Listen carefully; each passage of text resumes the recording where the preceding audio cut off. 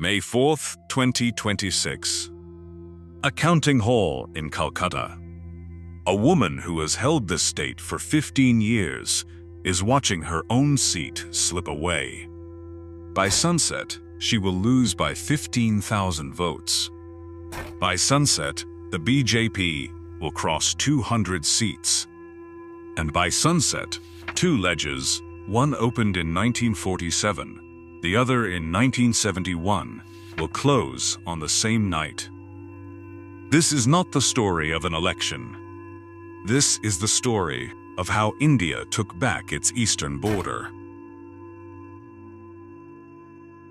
1947. A British lawyer named Cyril Radcliffe lands in Delhi. He has never been to India. He is given 5 weeks and a map. 11 months earlier, August 16, 1946, Calcutta had already shown what was coming. Direct Action Day. 4,000 dead in 72 hours. The day partition became inevitable. On August 17, 1947, 2 days after independence, Radcliffe announces a line. On the eastern side, that line cuts Bengal in half. 2 million Bengali Hindus flee east to west. 1.7 million Bengali Muslims go the other way. The migration does not end. It continues for 30 years. Among the displaced is a community called the Matuas, followers of an anti-caste Hindu reformist saint. They settle in the southern border districts: Thakurnagar, Bongaon, Gaigata. They become 17% of Bengal's population, decisive in 50 assembly seats. But never centered, never trusted. The communist government rules Bengal for 34 years.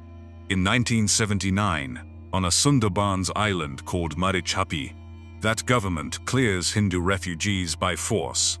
Hundreds die. Bengal teaches itself to forget. The wound stays open. The Matuas wait. For 79 years they wait. 1971. Across the line, in what is now East Pakistan, Sheikh Mujibur Rahman has just won the national elections. 167 seats out of 313, a clean majority. West Pakistan refuses to seat the assembly. On March 25, 11:30 p.m., the Pakistan Army comes out of the cantonment in Dhaka. Operation Searchlight begins. By morning, between 5,000 and 100,000 Bengalis are dead in a single night. Over the next 9 months, the death toll will reach 3 million. 10 million refugees flood into India, most of them into West Bengal. Calcutta becomes the operational headquarters of a war.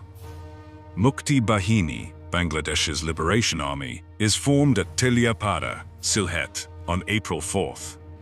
Bengali Hindu and Bengali Muslim soldiers train side by side in West Bengal camps. On December 16, 1631 Indian Standard Time, at Dhaka's Ramna Racecourse, Lieutenant General Aurora of the Indian Army accepts the surrender of Lieutenant General Niazi. 93,000 Pakistani troops lay down their arms. The largest military surrender since World War II. Indira Gandhi tells Parliament, Dhaka is now the free capital of a free country. Bengal had built a nation. Fast forward 53 years. August 5, 2024. Sheikh Hasina, Mujib's daughter, Prime Minister of Bangladesh for 15 years, flees Dhaka by helicopter. A student-led revolution. 1,400 dead. She lands in India. 3 days later, Muhammad Yunus, Nobel laureate, is sworn in as interim chief advisor. What happens next? India watches in real time. 2010 attacks on Bangladeshi minorities in 16 days. 69 temples destroyed. Yunus calls it political. India is unconvinced. April 22, 2025. Pahalgam, 26 tourists massacred by Pakistan-backed terrorists. May 7th, Operation Sindoor. BrahMos missiles launched from Su-30 fighters, the first time that weapon has ever been used against Pakistan. Across India, a national security mobilization begins that will not stop. And in Bengal, the Citizenship Amendment Act is finally being implemented. 700 application camps go up across 9 border districts. The promise to the Matuas, the descendants of 1947, finally arrives. Modi addresses 19 rallies in 22 days. He visits the Thakur Shrine at Thakur Nagar. By April, the campaign has its center of gravity.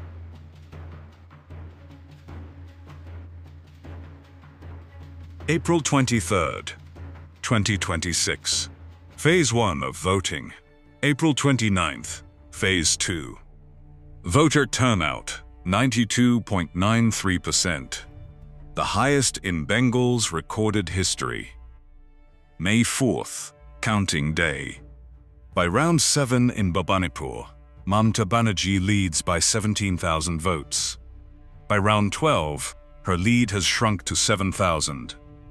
By the final count, Suvendu Adhikari has won. 73,463 to 58,349. Margin, 15,114 votes. He had been her transport minister, her right hand, her chosen heir.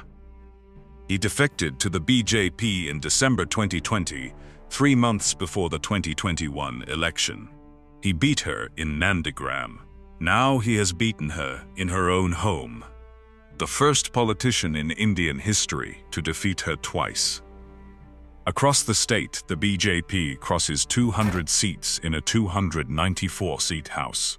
The 9 border districts flip overwhelmingly. The Matua heartland, Thakurnagar, Bengal, Gayata, flips entirely. The descendants of 1947 refugees have just redrawn the political map. Not by moving borders, by moving citizenship. 2 ledgers close on the same night. 80 years of unfinished history. Done. The morning of May 5th, the math in Dhaka changes. For 15 years, Mamta Banerjee was Bangladesh's last advocate inside India. She blocked the Teesta water-sharing treaty. She blocked the National Register of Citizens. She opposed CAA. She tolerated cross-border movement. And underneath all of it, the Sundarbans were drowning. Sea level rise more than twice the global average. 1.5 million people who will lose their homes by 2050. The infiltration the BJP campaigned against was, in part, a climate disaster crossing a line. With Mamta gone, every dial in Delhi's hands tightens. Trade, $14 billion a year. Bangladesh's second-largest trading partner in Asia. Water, the Teesta tap, plus 53 other shared rivers. Refugee pushbacks. Between May 2025 and January 2026, India had already pushed 2,479 people across the border. With Bengal cooperating, that number scales tenfold. And CAA, formal Indian state recognition that Bangladesh persecutes Hindus, a diplomatic poison pill. Yunus tries to balance. He tilts toward Beijing, toward Islamabad. But the moves come too late. Hasina fell in August. Mamta fell in May. The cage didn't close gradually. It closed in 2 clicks. Bangladesh has nowhere left to lean. Pull back from the border. Look at South Asia from orbit. There is a strip of land, 60 kilometers long, just 22 kilometers wide at its narrowest, that connects mainland India to its northeast. 8 states, 45 million people. One artery. It is called the chicken's neck. And for 79 years, it has been India's most strategically vulnerable geography. In 2017, the People's Liberation Army began building a road in Doklam, the tri-junction overlooking the corridor.